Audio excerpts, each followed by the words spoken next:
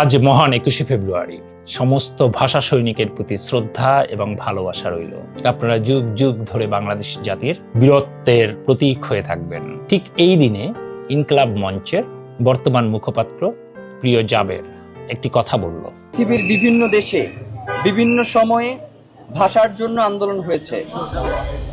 তো পৃথিবীর সকল দেশে ভাষার জন্য যারা জীবন দিয়েছে, আজকের আন্তর্জাতিক মাতৃভাষা দিবসে তাদের মাতৃভাষার জন্য জীবন উৎসর্গকারী ব্যক্তিদের প্রতি আমরা সালাম, দোয়া এবং ভালোবাসা জ্ঞাপন করছি। প্রিয় জাবের, আপনার এই কথাটা পুরোপুরি ভুল। ইতিহাসকে ঘুরানোর জন্য আমি জানি না আপনি কোত্থেকে এই তথ্য পেলেন। পৃথিবীতে একমাত্র বাংলাই হচ্ছে একমাত্র ভাষা যেই ভাষার জন্য মানুষ প্রাণ দিয়েছে।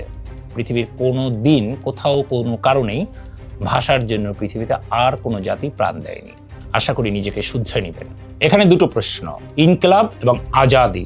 আমি সবসময় আমার ভিডিওতে বলি নো ইনকলাব, নো আজাদি। আপনারা যেভাবে সরল সমীকরণে বলতেছেন বাংলা শব্দ, আরবি শব্দ, ফার্সি শব্দ, অমুক শব্দ যেই কারণে এর বিরোধিতা, না, বিষয়টা শুধুমাত্র শব্দের ভাষার বিদেশি ভাষার সংমিশ্রণ, এই কারণে না।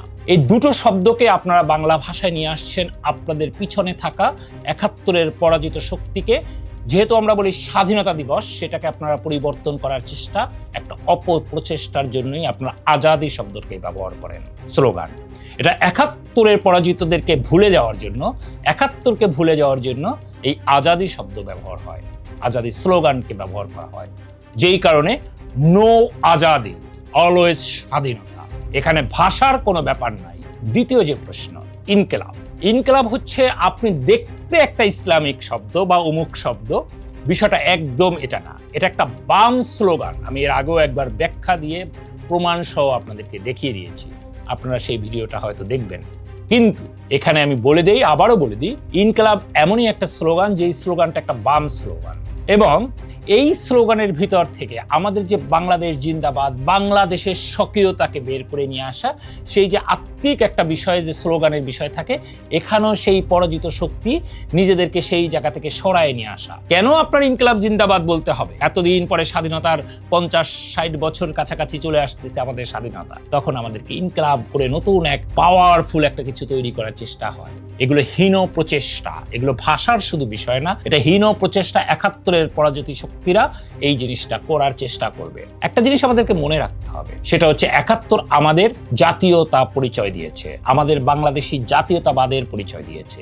আমরা বাংলাদেশি হিসাবে পরিচিত পেয়েছি ৭১-এর কারণে। ৭১, ২৬শে মার্চ, ১৬ই ডিসেম্বর, এগুলো না হলে আপনি কোনোভাবেই বাংলাদেশি না। সুতরাং এটাই সবার আগে থাকবে। তার উপরে আঘাত করতে পারে এরকমের কোনো শব্দ বাংলাদেশের মাটিতে স্পষ্টত আবারও বলি স্পষ্টত এস্টাবলিশড হতে দেওয়া যাবে না। ৫২ সেই ভাষা আন্দোলনের মতো করে আবারও আমাদেরকে দাঁড়াতে হবে। ভাষার ব্যাপারে আমাদেরকে সচেতন হতে হবে।